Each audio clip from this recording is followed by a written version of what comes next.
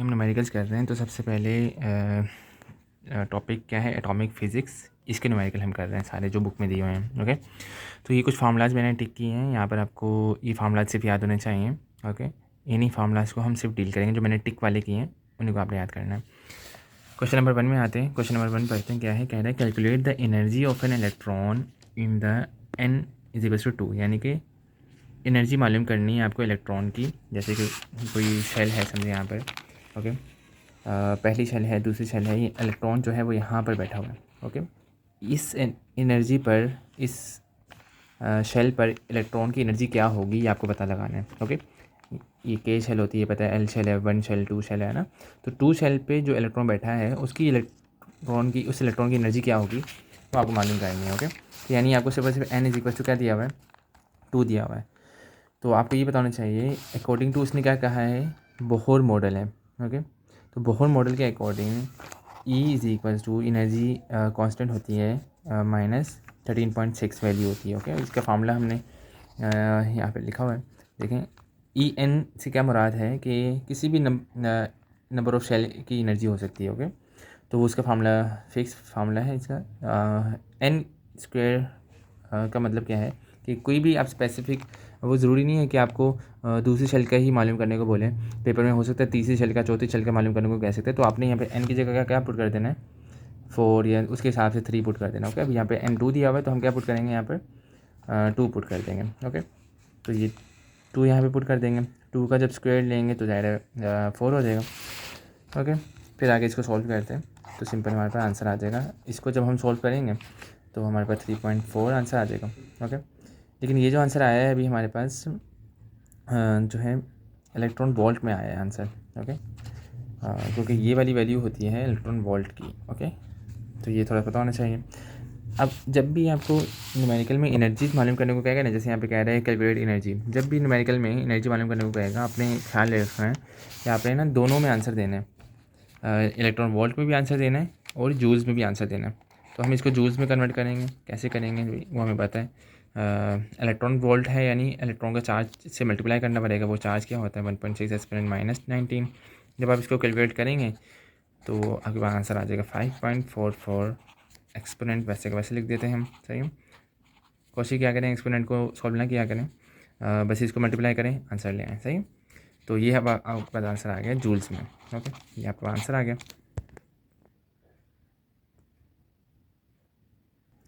अच्छा, question number 2 है, यहाँ पे देखें क्या कह रहे हैं। कह रहे हैं calculate the speed of the electron. आपको स्पीड मालूम करनी है इलेक्ट्रॉन की, यानी वेलोसिटी मालूम करनी है। If it orbits in smallest allowed orbit, यानी कि कोई ऐसा इलेक्ट्रॉन है जो कि छोटे से ऑर्बिट में मूव कर रहा है। छोटे से ऑर्बिट को हम मान लेते हैं वो है n = 1। ओके, अपनी मर्ज़ी से आपको मानना पड़ेगा, यहाँ पे कोई सा भी मान लें, आपका जो दिल चाह रहा है, सही है। हमने मान रखा है कि n = क्या है, 1 है। ओके, फिर कह रहे हैं अगला जो ऑर्बिट है द सेकंड स्मॉलेस्ट ऑर्बिट, यानी 2 इलेक्ट्रॉन हैं, एक 1 शेल में मूव कर रहा है और एक दूसरा समझ लें सेकंड स्मॉलेस्ट है, लेकिन ये भी स्मॉलेस्ट ही है। तो हम कह लेते हैं ये वाला कौन सा है, n = 2 है, हम ऐसे ही मान लेते हैं। ओके, इसको। ओके, फिर कह रहे हैं कि अब बताओ कि if the electron moves to larger orbits does it speed. जो लार्जर ऑर्बिट में मूव कर रहा है, यानी कि जो लार्जर ऑर्बिट कौन सा होगा, n2 होगा ना, क्योंकि पहली शेल का इलेक्ट्रॉन, डायग्राम बनाते हैं, ये इलेक्ट्रॉन है, पहली शेल का है, और ये दूसरी शेल का, ये लार्जर ऑर्बिट बनेगा, दैट सी बात है। इससे अगला बनाऊंगा तो और ऊपर बनेगा, उससे ऊपर और ऊपर बनेगा ना। तो यानी कि जैसे जैसे ऊपर बढ़ते जा रहे हैं ऑर्बिट, लार्जर ऑर्बिट होते जा रहे हैं, साइज़ उसका बढ़ते जा रहा है, क्योंकि ज़ाहिर सी बात है रेडियस बढ़ रहा है ना, सेंटर से रेडियस बढ़ता जा रहा है। तो इसका रेडियस देखें कितना छोटा सा है, इसका देखें कितना लंबा आ रहा है ना।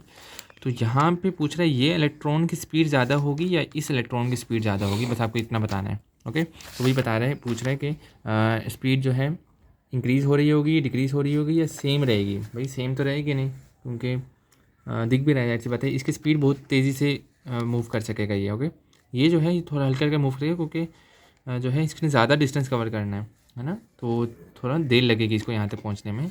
स्पीड इसकी क्या होगी, हल्की होगी, ऐसी बात है, दिख भी रहा है हमें ना।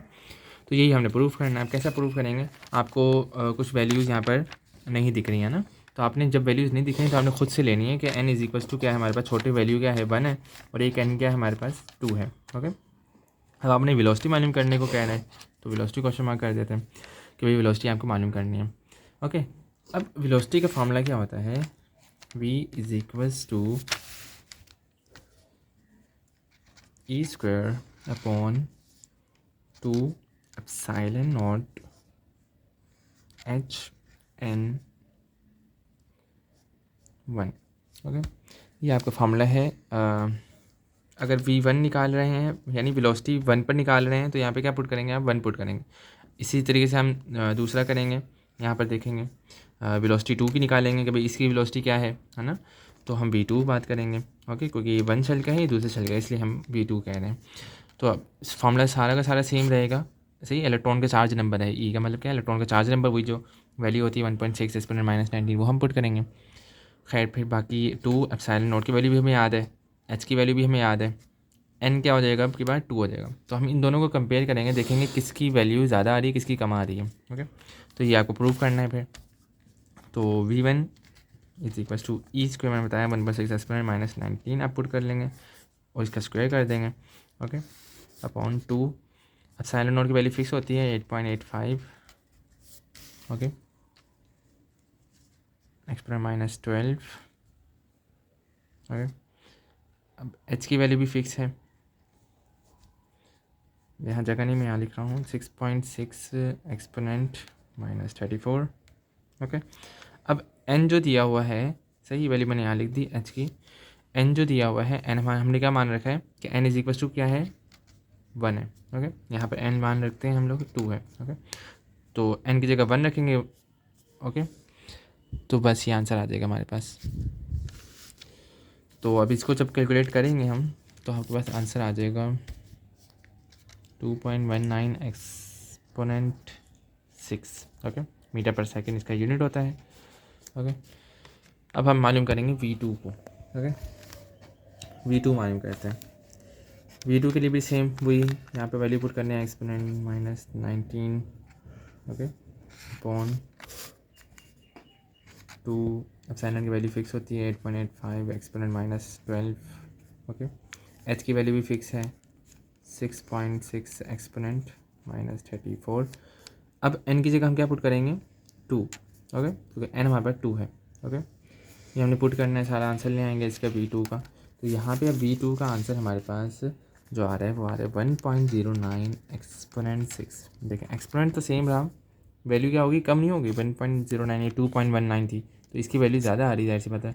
क्यों, क्योंकि इसका डिस्टेंस कम है ना। n1 की वैल्यू n1 यानी कि 2.19 की वेलोसिटी से मूव करेगा और ये 1.09 की वेलोसिटी से मूव करेगा ऊपर वाला। ओके, तो इसकी वेलोसिटी क्या है, कम है, इसकी ज़्यादा है। ओके, तो ये यूनिट लिख देंगे मीटर पर सेकंड। तो आपने सिंपली आपने बता दिया कि वेलोसिटी इन्वर्सली प्रोपोर्शनल है 1/n यानी कि नंबर ऑफ़ शेल के।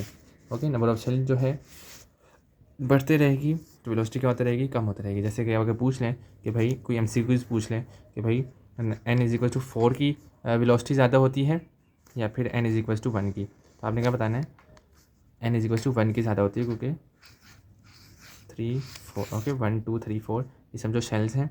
ओके, तो जाहिर सी बात है इसको बहुत ज़्यादा डिस्टेंस कवर करना है तो कम वेलोसिटी होगी इसकी। ओके, मूव करने की। तो n4 की वेलोसिटी क्या हो जाएगी, कम हो जाएगी, इसकी वेलोसिटी क्या हो जाएगी, ज़्यादा हो जाएगी। ओके, वैसे छोटा सा न्यूमेरिकल था। अच्छा, अब तीसरा न्यूमेरिकल है क्वेश्चन नंबर 3। ये क्या कह रहा है, कह रहे हैं कैलकुलेट करो व्हाट आर द एनर्जी पर पूछ रहा है। ओके, और मैग्नीट्यूड ऑफ मोमेंटम पूछ रहा है। तो इस क्वेश्चन नंबर 3 में magnitude of momentum, energy and wavelength पूछी गई है, ये हम देखेंगे। तो अमाउंट ऑफ मोमेंटम को हम पी कह देते हैं, पहले ई लिख देते हैं, ई मालूम करना है कहने, और पी भी मालूम करना है, पी यानी मोमेंटम, और वेवलेंथ यानी कि लेमडा, ये भी मालूम करना है आपको। ओके, तो डाटा बन जाएगा पहले तो।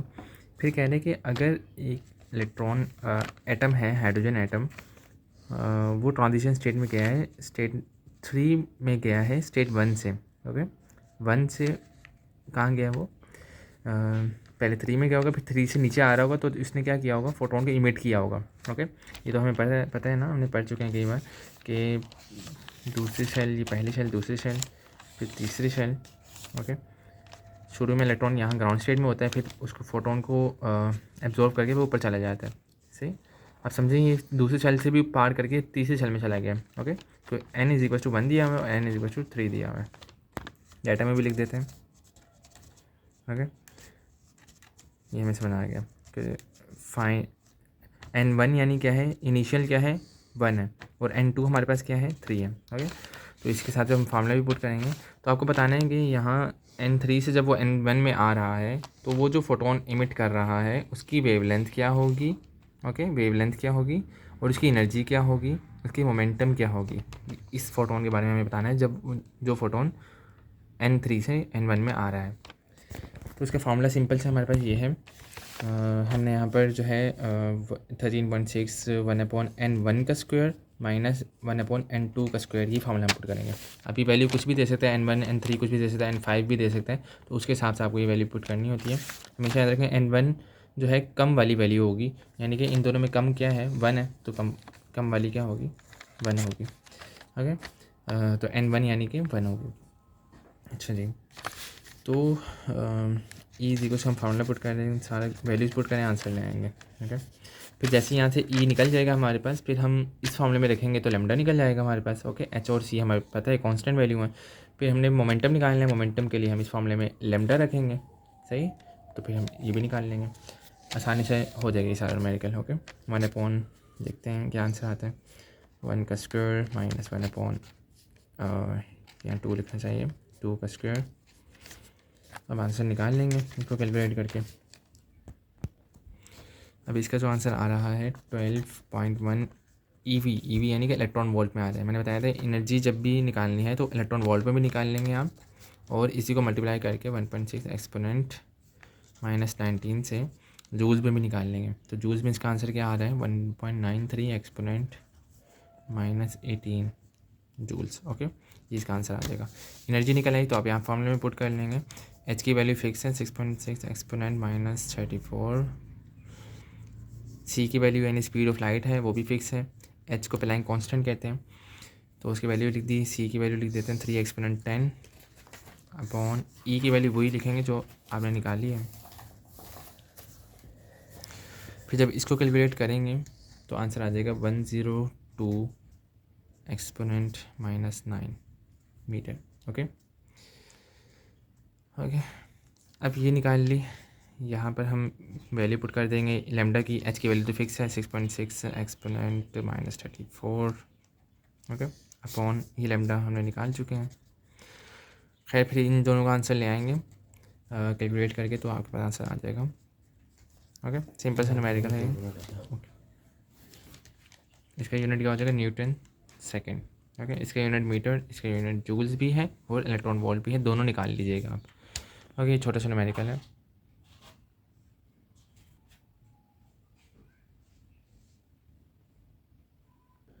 अच्छा, अगले जो न्यूमेरिकल हैं क्वेश्चन नंबर 4 पहले करते हैं, फिर 5 में आते हैं। ये दोनों बहुत आसान है, यहीं से देख लें। कह रहे हैं what is the energy of photon. आपको एनर्जी निकालनी है फोटोन की जो कि इमिट हुई है bye hydrogen atom when the hydrogen atom changes directly from the simple. की वाली बात ऊपर वाले न्यूमेरिकल से रिलेट कर रहा है कि भाई पहले समझो न्यूक्लियस है, पहली शेल होगी, दूसरी शेल होगी। ओके, ऐसे शेल बनाते रहो, तीसरी शेल होगी, चौथी शेल होगी। ओके, चलो इसको हम कह लेते हैं ये पहली शेल है। ओके, क्योंकि लंबा बन रहा है ना, पहली, दूसरी, तीसरी शेल, चौथी शेल, पांचवी शेल। कह रहे हैं कि सही मैं लिख देता हूँ 1 2 3 4, फिर यहाँ बना लेता हूँ। चलो एक और पांचवी शेल मैं यहाँ बना लेता हूँ। ओके, ये पांचवी शेल है। ओके, 5th शेल है। ओके, ये न्यूक्लियस ये समझे, सही है। अच्छा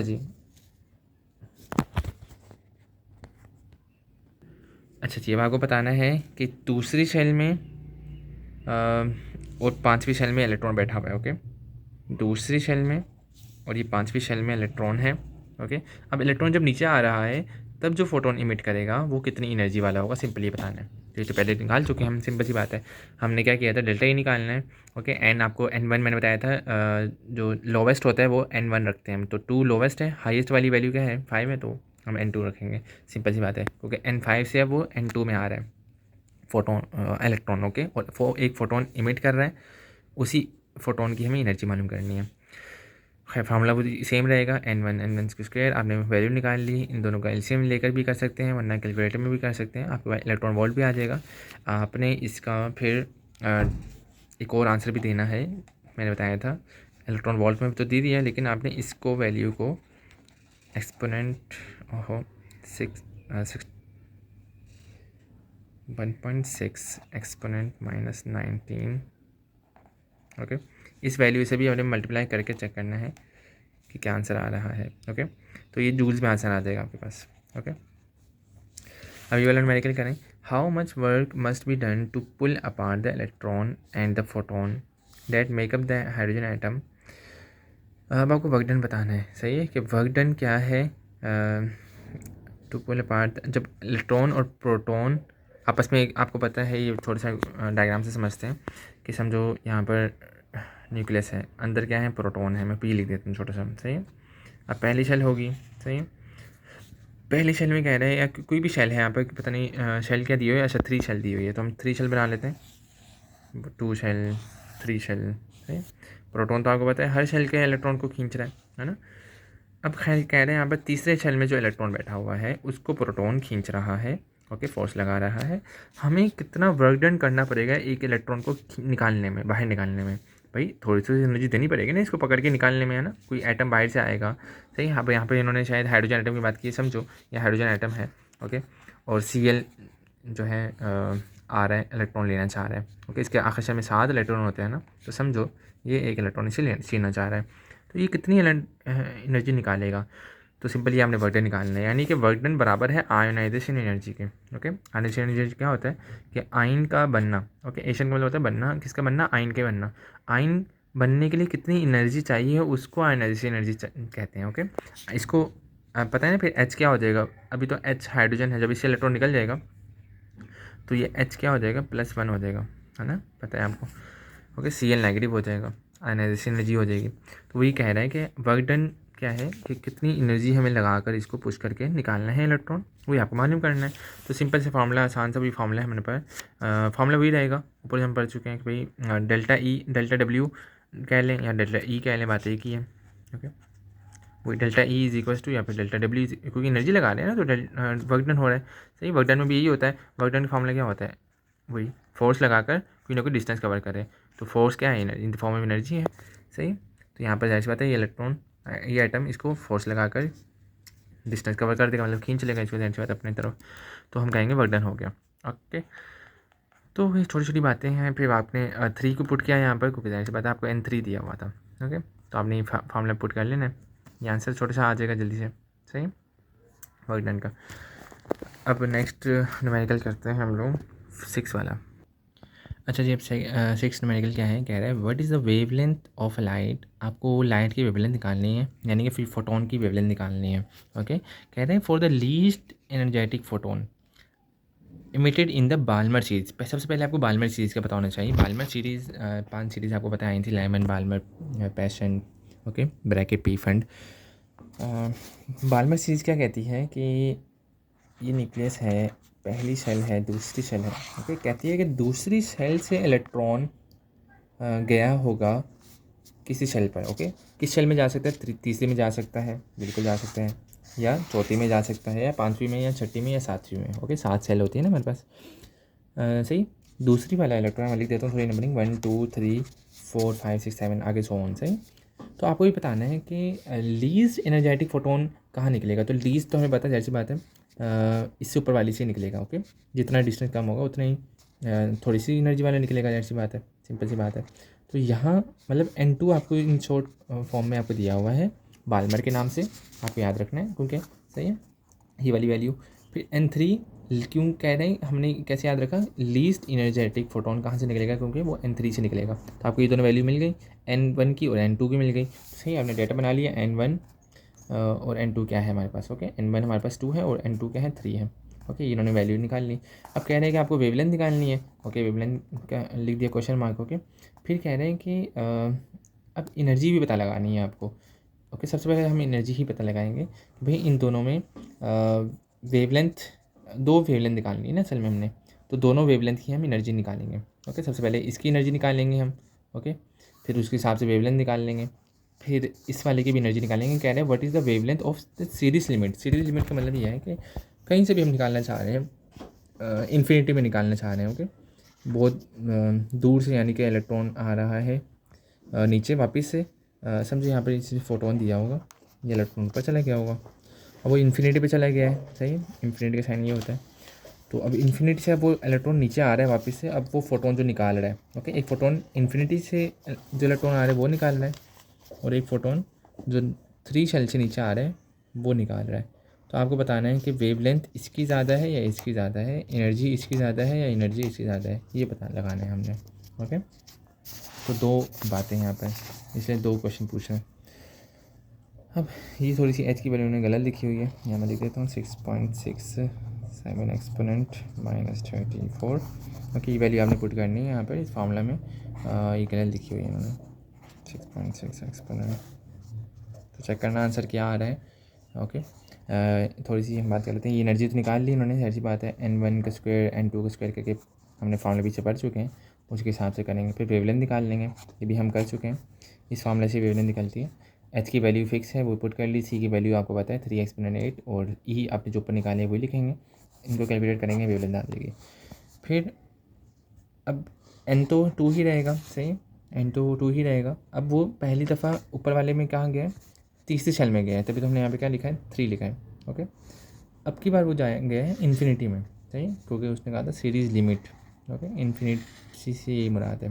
ओके, तो N2 क्या ले लेंगे हम, इन्फिनिटी ले लेंगे। अब इसकी एनर्जी निकालेंगे, यहाँ पे भी उन्होंने गलत वैल्यू लिखी हुई है, यहाँ पे करेक्ट कर लें 6.6 एक्सपोनेंट -34 से, यहाँ पर भी यहाँ पे चेंज करेंगे वैल्यू। ये आपने आंसर चेक करना क्या आ रहा है।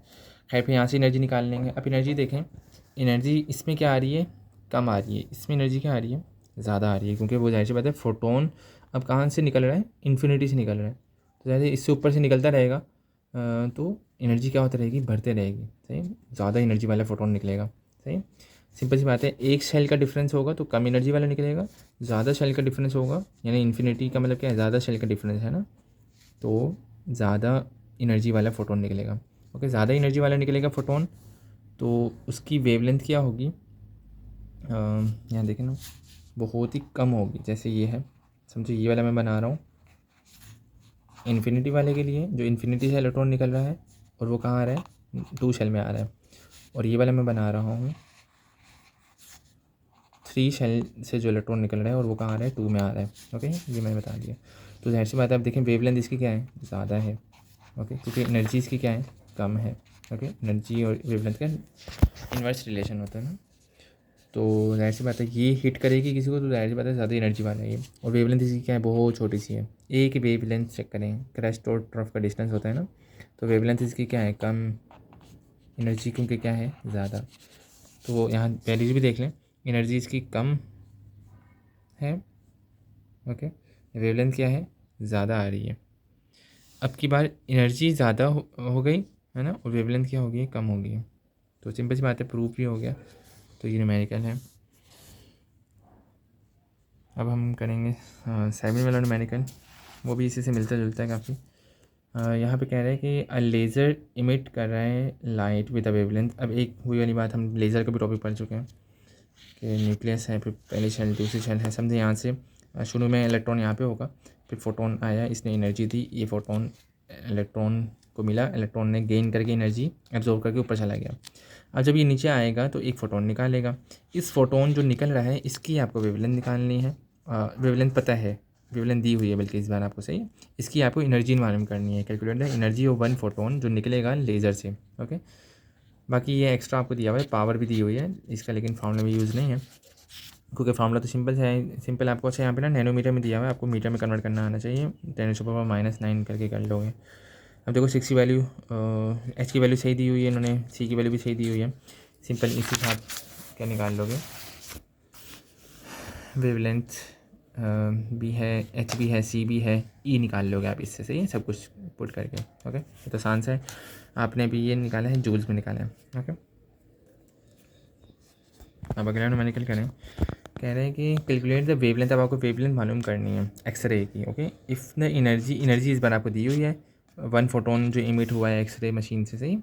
तो सिंपल बात है, यहाँ पर एच दिया हुआ है, ऐसा आपको पता है, हाँ ई दिया हुआ है, सी दिया हुआ है, वही वाला फार्मूला सेम ऊपर वाला फार्मूला लगकर अब की बार क्या हो जाएगा, फार्मूला ये है ना हमारे पास, E is equals to H C upon lambda. अब लेमडा डिवाइड है, वहाँ जाके मल्टीप्लाई हो जाएगा, और ई यहाँ मल्टीप्लाई हो वहाँ जाके डिवाइड हो जाएगा, तो सिंपल सी बात है ये वाला फार्मूला बन जाएगा, यानी कि lambda is equals to H C upon E बन जाएगा।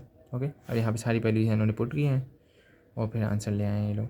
ओके, 10⁻⁻9 जो है वो नैनो के बराबर होता है, तो सिंपल सी बात हमने वही लिख दिया। ओके, अब हम करेंगे नब्बे न्यूमेरिकल। नब्बे न्यूमेरिकल में आपको निकालना है बोहर थ्योरी के अकॉर्डिंग, आपको एंगुलर मोमेंटम निकालनी है। एंगुलर मोमेंटम को हम एल भी कह सकते हैं, सही है, सिंबल होता है इसका। कह रहे हैं the energy of the electron in excited hydrogen atom is इतनी 3.4। ओके, यानी कि आपको एनर्जी दी हुई है जो कि एक्साइटेड हाइड्रोजन एटम है, यानी कि शुरू में हाइड्रोजन समझो पहले शेल में ही होता है, सही, इसको फोटोन मिला होगा, ये ऊपर चला गया होगा, कहीं पर भी ऊपर जा सकता है, 2 में भी जा सकता है, 3 में भी जा सकता है, कहीं पर भी ऊपर जा सकता है, हमें वो नहीं बताया इन्हें, शेल का नंबर नहीं बताया ना इसने, कहा है बस कहीं ना कहीं गया है, सही। तो इस इलेक्ट्रॉन की एनर्जी आपको बताई हुई है, ये एक्साइटेड इलेक्ट्रॉन है ना, ये ग्राउंड स्टेट वाला इलेक्ट्रॉन है, एक्साइटेड इलेक्ट्रॉन की एनर्जी बताई हुई है आपको, सिंपल, सही। फिर इसकी अब ये किस स्पीड से, किस एंगुलर मोमेंटम से मूव करेगा वो आपको पता लगाना है। ओके, तो सिंपल आपको ई दिया हुआ है, एंगुलर मोमेंटम मालूम करनी है, प्लैंक कांस्टेंट ज़रूर आपको याद होना चाहिए वैल्यू। अब फार्मूला वही है, E n is equals to E1 upon n square. अब एन स्क्वायर तो हमें पता ही नहीं है भाई कौन से नंबर ऑफ शेल है ना, हमें क्या पता, पहले नंबर ऑफ शेल पता होना चाहिए, क्योंकि फार्मूला हमारे पास क्या है, L is equals to angular momentum का फार्मूला है हमारे पास NH अपॉन 2 पाई, तो यहाँ पे 2 पाई, पाई तो फिक्स वैल्यू है, H भी फिक्स वैल्यू है, N नहीं पता हमें, तो N निकालना पड़ेगा पहले। N वही हम इसी से निकाल सकते हैं क्योंकि एनर्जी दी हुई है हमें। ओके, तो हमने क्या किया, E1 जो है दिया हुआ था ना, E1 तो हमें खैर पता है 13.6 होता है, EN दिया हुआ था नंबर, किसी भी नंबर ऑफ शेल पर जो एनर्जी है वो दी हुई थी इसने, सही है, एक्साइटेड हाइड्रोजन एटम कह रहे हैं ना, इसलिए हमें पता लगा। तो EN दिया हुआ था, एन स्क्वायर को हमने वहाँ भेजा, EN यहाँ आ गया, तो हमने वैल्यू पुट कर लिया, आंसर ले आए 4। ओके, फिर इसका जो हमने रूट ले लिया, ऐसी बात है, taking root on both side करेंगे, इसको भी सही कर लेते हैं, यहाँ पर उन्होंने करवाया नहीं है, ये स्क्वायर से रूट कैंसिल हो जाएगा। ओके, फिर इसका भी रूट आ जाएगा, 4 का रूट क्या होता है, 2 होता है। ओके, यानी पता लग गया नंबर ऑफ शेल जो है एक्साइटेड वाली वो क्या है, 2 है। ओके, ये वाली शेल रिमूव कर देते हैं, सही, क्योंकि ये नंबर 1 शेल थी, इसने फोटोन एब्जॉर्ब किया, अब कहाँ चला गया, वो नंबर ऑफ शेल 2 में चला गया। ओके, ये N1 थी, N2 में चला गया। अब खैर आपको N निकल आया, N क्या है, 2 है हमारे पास। ओके, सारी वैल्यू पुट कर लेंगे आप यहाँ पर, सही, L is equals to N क्या है, 2 है, H की वैल्यू पता है आपको 6.6 एक्सपोनेंट माइनस 34। ओके ओके, यहाँ मल्टीप्लाई है अपॉन 2 पाई की वैल्यू भी पता है 3.142। ओके, सबको कैलकुलेट करेंगे तो आपको आंसर आ जाएगा 2.11 एक्सपोनेंट माइनस 34। सही है, एक्सपोनेंट को ना छेड़ना है, यहाँ पर सारी कैलकुलेट करना, मल्टीप्लाई करना, फिर डिवाइड करना, आंसर आ जाएगा। ये जो आंसर आया हमारे पास जूल सेकेंड में आया है। ओके, ये यूनिट होता है इसका, ये आंसर आ गया हमारे पास। ओके, अब हम लास्ट न्यूमेरिकल करते हैं। लास्ट न्यूमेरिकल आसान से, यहाँ पे क्या कह रहे हैं, a blood corpuscle has a diameter about, diameter दिया हुआ है हमें ब्लड कार्पोसेल का, से ब्लड सेल का, कार्पोसेल कहते हैं सेल को, सेल जो है उसका दिया हुआ है, in which excited orbit should hydrogen atom be so that it is just about as big as the blood corpuscle. कह रहे हैं कि जो हाइड्रोजन एटम है अब वो जब वो एक्साइट हुआ होगा, सही, समझो वो न्यूक्लियस है हाइड्रोजन एटम का, पहली शेल है, दूसरी शेल है, जब वो फोटोन को पकड़ कर इलेक्ट्रॉन ऊपर गया होगा, अब उसका साइज थोड़ा बढ़ गया होगा हाइड्रोजन एटम का, वो कह रहा है वो कितना मतलब कि बड़ा होगा, सही, कितना साइज उसका बढ़ गया होगा, सही, एक्साइटेड स्टेट नंबर क्या हो सकता है उसका, वो आपको पता लगाना है। तो सिंपल फार्मूला हमें पता है, डायमीटर दिया हुआ है, डायमीटर से हम क्या जा सकते हैं, रेडियस में जा सकते हैं ना। तो आसान सा फार्मूला क्या है हमारे पास, यहाँ पर ये रहा, RN is equals to N square R1। इसलिए आपको R1 की वैल्यू फिक्स होनी चाहिए, याद होनी चाहिए। बोहर के अकॉर्डिंग हाइड्रोजन एटम की वैल्यू क्या होती है रेडियस की, 0.593 एक्सपोनेंट -10, या इसको हम ऐसे भी लिख सकते हैं 0.53 एंगस्ट्रॉम कहते थे हम लोग, है ना। एंगस्ट्रॉम की वैल्यू एक्सपोनेंट -10 के बराबर होती है, सही मीटर। तो रेडियस की वैल्यू R1 तो हमें पता ही है, सही है। ओके, R1 से क्या मुराद है कि पहली हाइड्रोजन एटम की बात कर रहे हैं, तो पहली शेल में ही इलेक्ट्रॉन होगा, तो R1 यानी दिया हुआ है। ओके, अब इसको आपको Rn पता लगाना है, बल्कि Rn भी आपको शायद दिया हुआ है ना। R यानी यहाँ से आप निकाल लोगे।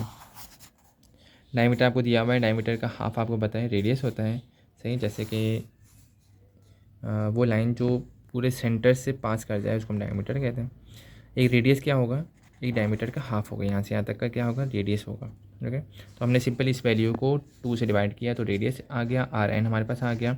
R1 हमें पता है फिक्स वैल्यू है, n निकाल लोगे आप, ये मल्टीप्लाई हो रहा है वहाँ जाकर डिवाइड हो जाएगा, सही। यहाँ पे इन्होंने करवाया होगा, यहाँ पर ये रहा। ओके, फिर आपने जो है आखिर में इसका रूट ले लिया। Okay, taking root on both side करके आंसर ले आएंगे। ये भी फार्मूला हमारा हो गया, सही। छोटे से न्यूमेरिकल्स हैं।